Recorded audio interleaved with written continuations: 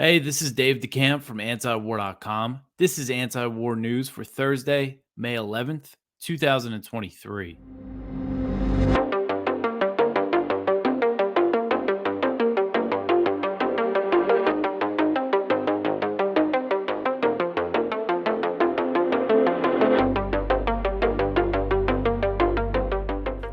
All right, the first story at the top of antiwar.com today. The State Department backs Israel after Gaza airstrikes. So, following Israeli airstrikes in Gaza that killed at least 10 civilians, including 5 children, the State Department said that it supports Israel's right to protect itself. Israel began targeting the Gaza Strip on Tuesday. According to the Palestinian Health Ministry, the initial round of airstrikes killed 15 people, including 4 children, 6 other civilians, and 3 members of the Palestinian Islamic Jihad. So, in an email, I asked the State Department to comment on the airstrikes, and a State Department spokesperson told me, "quote We are closely following the Israeli airstrikes in the Gaza Strip that killed 3 leaders of the Palestinian Islamic Jihad. Israel has the right to protect itself and its people from indiscriminate rocket attacks launched by terrorist groups. We are also aware of reports that 10 civilians were tragically killed in the Israeli strikes. We call for all parties to de-escalate the situation," end quote. So that's a pretty strong, endorsement of Israel's operations. They mention the 10 civilians that were reported killed. But, the first part is key there. They support Israel's right to protect itself. They call bombing Gaza and killing 10 civilians protecting themselves. And, if you look at what Israel did there, is that they bombed these these Islamic Jihad guys in their homes, and they lived in apartment buildings, and they killed their families, and they killed other people from other families. So look at that ratio, 10 civilians killed, 3 of the Islamic Jihad guys killed. And then there were 2 other people killed on Tuesday, but it's not clear exactly who they were from what I've read. And then later on Wednesday, the Pentagon said that Secretary of Defense Lloyd Austin spoke with his Israeli counterpart, the Israeli defense minister, and reaffirmed the U.S.'s ironclad support for Israel. So again, giving them this strong support right after this slaughter of civilians. According to the Israeli side, the Israeli defense minister told Austin that Israel was prepared to wage a prolonged campaign in Gaza. So Israeli airstrikes continued in Gaza on Wednesday, and at least 6 more people were killed, including a 10-year-old girl, so another child, and 4 fighters for a group called the Popular Front for the Liberation of Palestine. So 6 more killed. I'm not sure who the 6th person was. Again, this is all still kind of developing. But Wednesday's strikes brought the total death toll to 21, including 5 children. When asked about the civilian casualties after the first round of airstrikes, the Israeli military said that it was aware of some collateral and did not comment further. The Israeli military has dubbed this offensive Operation Shield and Arrow. So in response to the Israeli airstrikes, the Palestinian Joint Command, which is a group of armed factions, it's kind of an umbrella group of, Islamic Jihad, and I believe Hamas is included there. Although I'm not sure if it's exactly clear if Hamas is backing this response. But anyway, so these groups launched a lot of rockets into Israel. Most of them, fell in open areas or were intercepted. So far, I have not seen, as of Wednesday night, haven't seen any casualties on the Israeli side. And the fighting has shown no sign of waning. Unfortunately, Wednesday night, despite Egypt's efforts to broker a ceasefire, and I've seen reports of more airstrikes, so I'm sure that death toll is going to go up. And, this is how Israel operates in Gaza. They bomb residential buildings and they kill children. It's what always happens. This is the biggest flare-up since last summer, when a few dozen Palestinians were killed, including, a good amount of children. And then there was a big flare-up in 2021 where over 250 Palestinians were killed, including over 60 children.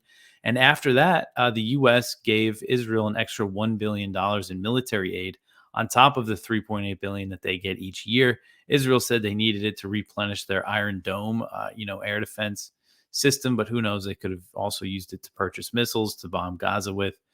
So, this is why this is an important topic for me to cover, is that the US government is directly complicit in these bombings and the siege of Gaza because of how much support they give Israel. I mean, look at how they respond after they kill a bunch of civilians there. Um, all right. The next one here is from Middle East Eye. The U.S. House Speaker cancels a historic Nakba Day event at the Capitol building. So I thought this was interesting. Apparently, there was going to be an event at the U.S. Capitol at one of the buildings, um, about the Nakba, which is the 75th. It's the 75th anniversary of the formation of the state of Israel, what the Palestinians call the Nakba, or the catastrophe, and that's referring to the ethnic cleansing of Palestinians.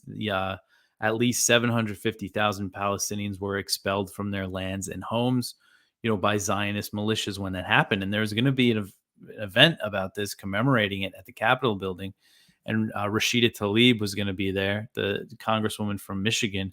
So I just think it's significant that, still it's very small, this kind of opposition to, military aid to Israel, to supporting Israel like that. It's still small in Congress, but still significant. The fact that this was even going to go down at the Capitol.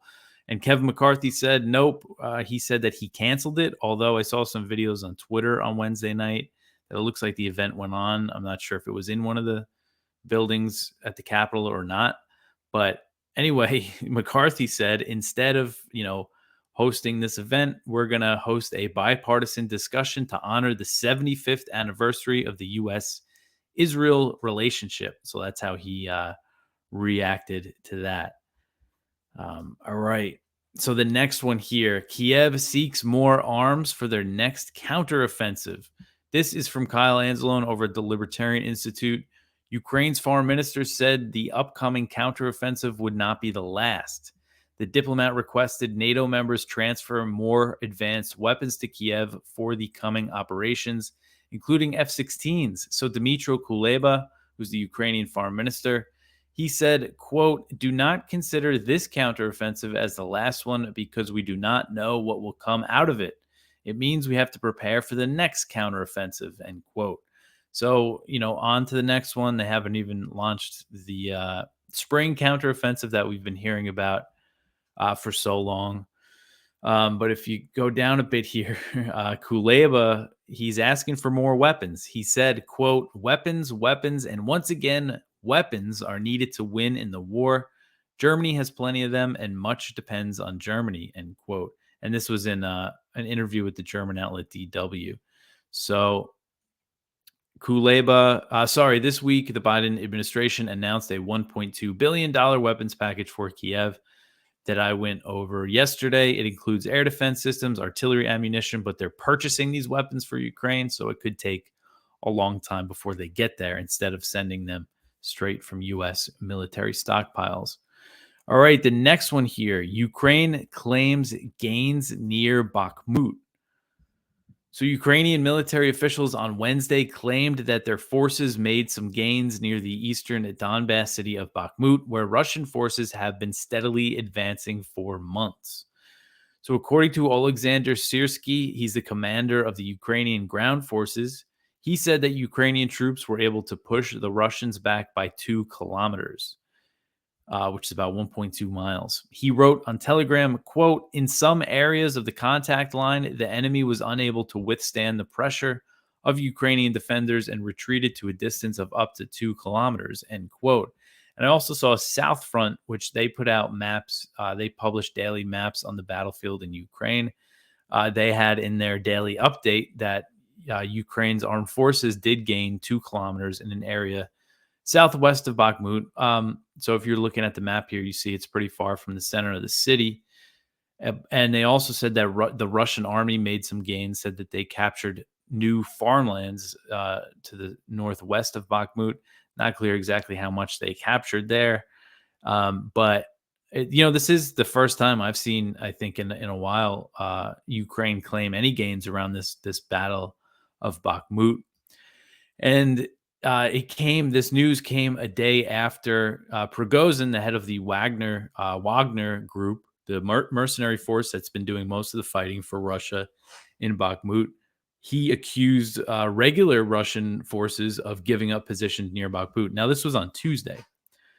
So he said, quote, "Today, everything is being done so that the front line crumbles. Today, one of the defense ministry's units fled one of our flanks, abandoning their positions. Everyone fled," end quote.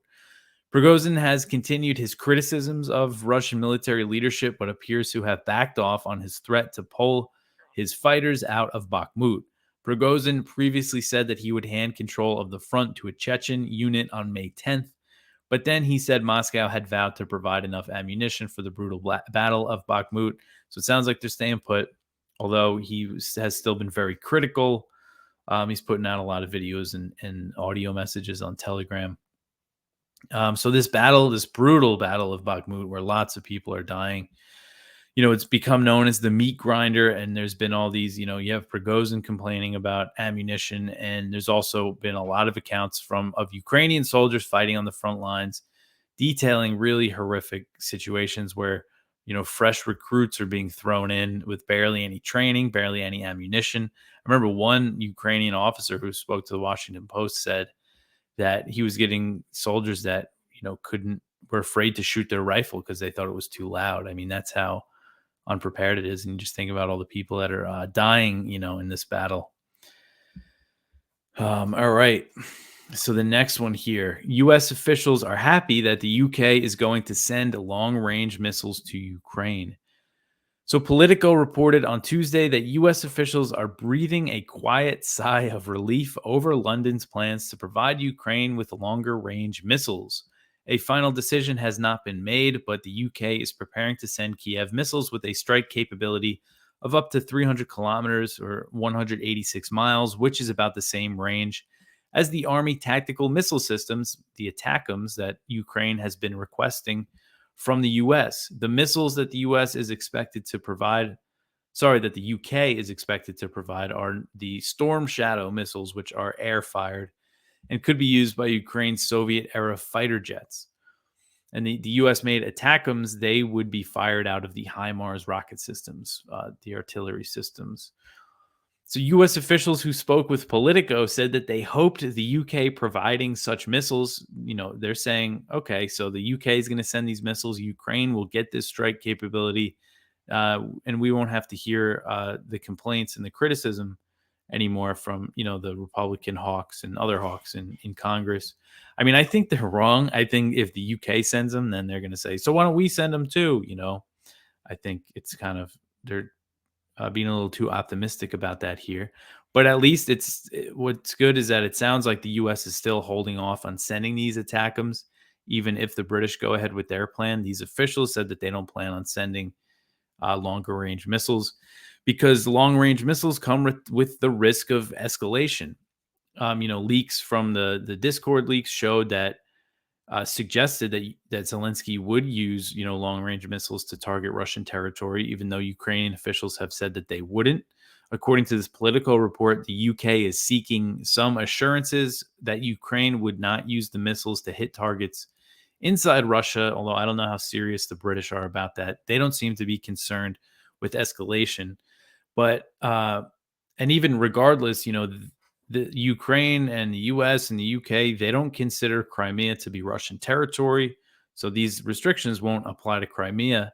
But an attack on the peninsula could be just as escalatory as hitting, the Russian mainland in Moscow's view. So there's just a huge risk here. It's not clear exactly when the British are going to be sending these missiles, but it sounds like they're going to be heading over there soon. And who knows what Russia's response will be. All right, the next one here. This is from Responsible Statecraft, and it is a poll that says less than half of Republicans have confidence in Zelensky. So this is interesting. This is from Connor Eccles. So less than half of Republicans have confidence in Ukrainian President Zelensky to do the right thing regarding world affairs, according to a new poll from the Pew Research Center that highlights the growing partisan divide over the war in Ukraine. Only 44% of Republican respondents said that they had confidence in Zelensky, while 71% of Democrats expressed support for the wartime leader. That's a pretty big difference. The divide held when respondents were asked if they held favorable views of Ukraine in general. 52% of Republicans said they did, and 70% of Democrats said they had a positive opinion of the country. The survey joins a long list of recent polls showing that the Republican base is increasingly skeptical of U.S. policy toward Ukraine. But unfortunately, Republican leadership in Congress and most Republicans are still all for it. But I don't want to dismiss the group of Republicans that are against it, because it is small, but it's a significant number of Republicans. That don't think the U.S. should keep arming Ukraine. It's not nothing, but unfortunately, it's not nearly enough to stop it. All right, so I just want to mention again, it's still our fundraiser, and we could really use your help, so we could try to get this thing wrapped up. And if you want to support the show, if you enjoy this show, this is how we do it. This is how we get by, is that we are entirely reliant on our readers at antiwar.com. And if you go to antiwar.com/donate, you can see the different ways that you can support us. Make a one-time donation with a credit card, PayPal, or crypto. Monthly donation. A lot of our supporters set that up, and that's really a big help. So anything you can spare, and you can also help us out just by sharing the fundraiser with people, sharing the website, telling them about this show, antiwar.com. All that really, really helps. All right, so back to the news here. China says that it is in touch with all parties on Ukraine ceasefire. So Chinese Foreign Minister Qin Gang said Tuesday that China would communicate with all relevant parties in its efforts to push for a ceasefire in Ukraine. Qin made the comments alongside his German counterpart Annalena Baerbock in Berlin. So he said, quote, "As a permanent member of the United Nations Security Council and responsible major country, China will neither watch the fire from the other bank nor add fuel to the fire. China is willing to maintain communication with relevant parties, including Germany, to achieve an early ceasefire." End quote. So after Chinese President Xi Jinping recently held a call with Zelensky, Beijing announced that it would send a special envoy to Ukraine to work toward a ceasefire. China is sending Li Hu, who is a fluent Russian speaker, and he served as the Chinese ambassador to Russia for 10 years until 2019. Other countries have joined Beijing's calls for peace in Ukraine, including Brazil. And Lula, the Brazilian president, he said on Tuesday that he would offer Brazil as a mediator to settle the war in Ukraine on the sidelines of the G7 summit in Japan later this month. I guess he's attending that summit. So Qin also warned against EU plans to sanction Chinese companies for allegedly supporting Russia's war effort. So according to the Financial Times, the EU has a list of potential sanctions that includes 8 Chinese companies over claims that they're selling equipment that could be used in weapons. Qin said, quote, "There is a normal exchange and cooperation between Chinese and Russian companies. This must not be disrupted. We are against states introducing extraterritorial or one-sided sanctions on China or any other country according to their own domestic laws. And if that were to happen, we would react strictly and firmly. We will defend the legitimate interests of our country and our companies," end quote. All right, so the next one here, Putin says that the West has unleashed a real war on Russia. So this was from the other day on Tuesday. He gave his speech at Russia's Victory Day when they celebrate, the Soviet victory over the Nazis in World War II. This is from Connor Freeman and Will Porter at the Libertarian Institute. So President Vladimir Putin declared that all of Russia is united in support of its troops, claiming that they face a real war intended to destroy their country during his annual Victory Day speech in Moscow's Red Square on Tuesday.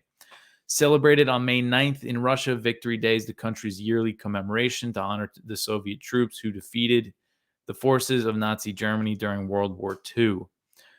Putin said, quote, "Today, our civilization is at a crucial turning point. A real war is being waged against our country again, but we have countered international terrorism and will defend the people of Donbass and safeguard our security," end quote. The Russian leader declaimed that Moscow seeks peace and stability while railing against American exceptionalism and Western globalist elites. He said these forces pit countries against one another with coup plots and proxy conflicts, such as the 2014 U.S.-backed coup in Kiev, and Ukraine's subsequent war on Russian-speaking separatists in the eastern Donbass region.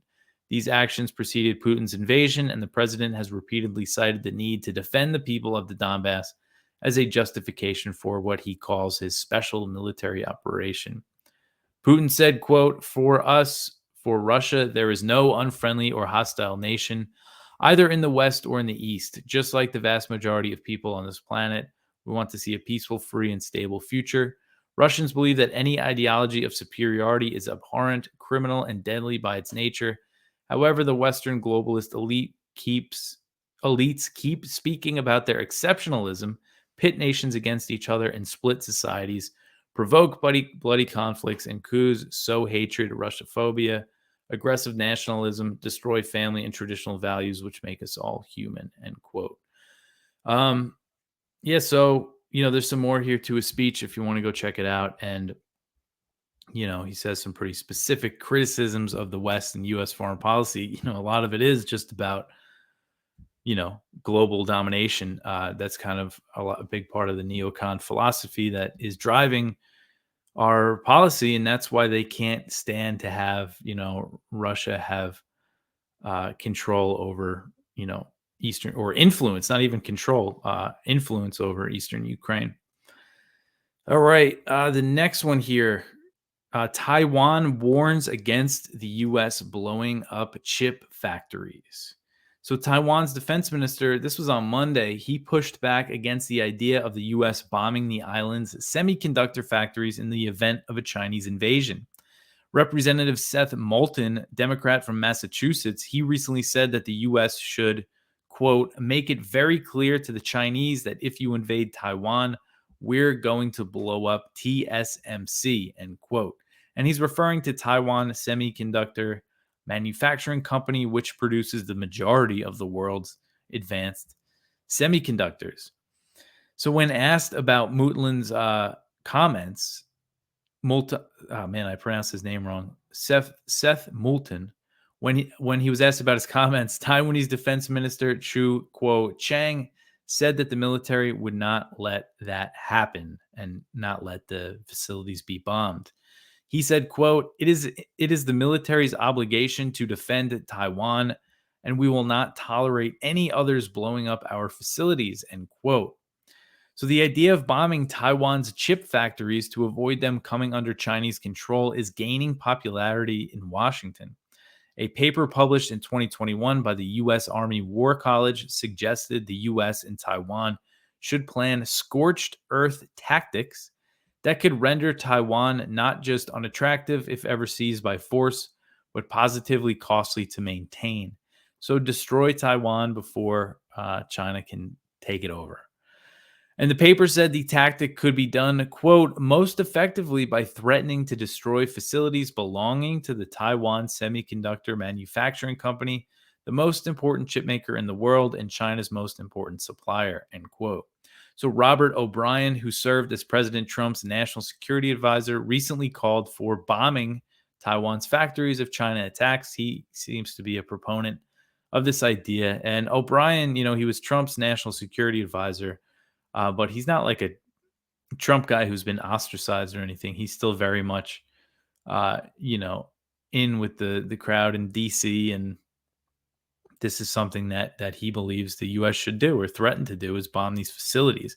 And I think, this type of rhetoric, it's so reckless because it shows the Taiwanese that they don't care about, the island or their resources. Well, obviously they care about their resources, but what I mean is they don't care about the Taiwanese. They just don't want the island and its resources to be under China's control, and they would rather see it destroyed than ending up under China's control. All right, the last story here in the news section: Biden to sign a military deal with Papua New Guinea. So as I went over yesterday, the White House announced that Biden's going to be visiting Papua New Guinea and that the U.S. and this country have been in talks on signing a military deal. And now Papua New Guinea's foreign minister is saying that when Biden comes to visit, they're going to sign a deal. And they're also going to sign a surveillance deal as well. So the engagement and cooperation with Papua New Guinea is part of the U.S. strategy to counter China in the region. PNG Foreign Minister Justin Takchenko, he said the DCA, which is the Defense Cooperation Agreement with the U.S., was finalized last week. So he said that means now when Biden comes here, they can sign it. And as part of the deal, the U.S. is going to double the aid that it provides to Papua New Guinea, bringing the total to $32 million. So the details of this military agreement are not clear. Papua New Guinea officials have previously said that it will focus on the U.S. training their forces, and Biden is going to sign a separate deal that will allow the U.S. Coast Guard to patrol the exclusive economic zone of Papua New Guinea, which extends 200 nautical miles from the nation's coast. And the Coast Guard agreement will also include satellite data sharing. So PNG foreign ministers said, quote, "We will be able to utilize the U.S. satellite security systems. Once we sign that, it will help monitor our waters, which we can't at the moment. It will be a fantastic agreement protecting our natural resources from being illegally poached and stolen, especially our fishing," end quote. So, when it comes to the military deal, I mean, who knows where this could lead? It could eventually lead to U.S. troops or warships being based in Papua New Guinea in another area. And all these Pacific Island nations here, this is going to be a big, there's a lot happening. The U.S. is taking a lot of steps to increase their military and diplomatic presence all over here.